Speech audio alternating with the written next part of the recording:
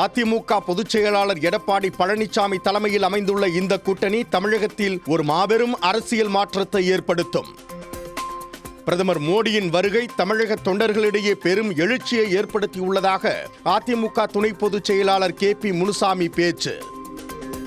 அனைத்திந்திய அண்ணா திராவிட முன்னேற்ற கழக தலைவர், தேசிய ஜனநாயக கூட்டணி தமிழுடைய தலைவராக இருக்கின்ற எடப்பாடியார் அவர்கள் மீண்டும் முதலமைச்சராக பொறுப்பேற்று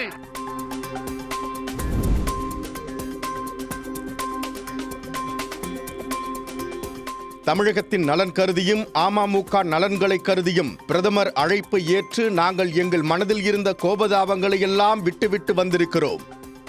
அதிமுக, பாஜக, பாமக மற்றும் அமமுக தொண்டர்கள் அனைவரும் தங்களுக்குள் இருக்கும் சிறு சிறு கருத்து வேறுபாடுகளை மறந்து ஒற்றுமையுடன் தேர்தல் பணியாற்றி 234 தொகுதிகளிலும் வெற்றியை உறுதி செய்ய வேண்டுமென அமமுக பொதுச் செயலாளர் TTV தினகரன் பேச்சு.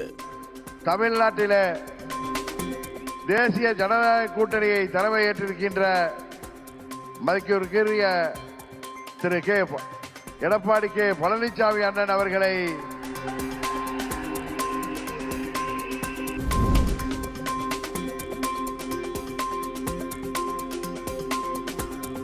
தமிழகத்தில் 50 ஆண்டுகால திராவிட கட்சிகளின் ஆட்சிக்கு மாற்றாக ஒரு வலுவான வளர்ச்சியை முன்வைக்கும் கூட்டணியாக இது அமைந்துள்ளது. பிரதமர் மோடியின் உலகளாவிய பார்வையும் எடப்பாடி பழனிசாமியின் நிர்வாக திறனும் இணைந்து தமிழகத்தை முதன்மை மாநிலமாக்கும் என பாட்டாளி மக்கள் கட்சி தலைவர் அன்புமணி ராமதாஸ் உரை. நாங்க ஆட்சிக்கு வந்தா சொன்னாங்க, 5 நாளுக்கு முன்பு சொன்ன ஸ்டாலின் அவர்களே, நாங்க ஆட்சிக்கு வந்தவுடன் நீட்டு தேர்வு ரத்து.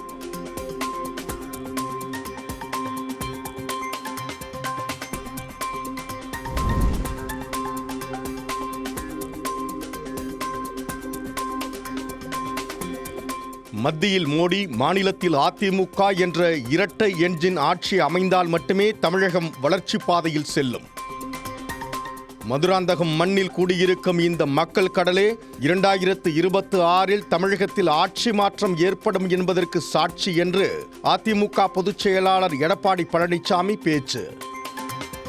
தன்னுடைய திறமையால் ஆற்றால் அதற்கு சிகிச்சை அளிப்பதற்கு உரிய மருந்தை கண்டுபிடித்து உரிய சிகிச்சை அளித்து விலை மதிக்க முடியாத உயிர்களை காப்பாற்றிய மனிதர் பாரத பிரதமர் நரேந்திர மோடி அவர்கள்.